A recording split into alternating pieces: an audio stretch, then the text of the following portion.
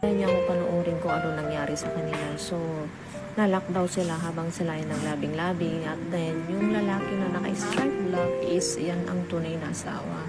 So, bali yung lalaki is lover boy yung babae. So, ayan, tingnan nyo naman yung reaction ng lalaki. At, syempre, sino ba naman hindi masasaktan yan at magagalit sa ganyan na sitwasyon.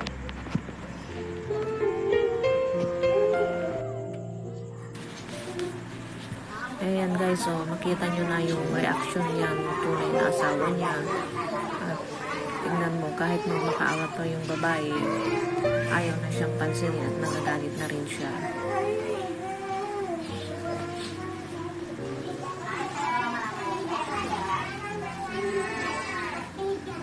Kaya gaya ng mga sinasabi natin, nasa huli ang pagsisisi guys.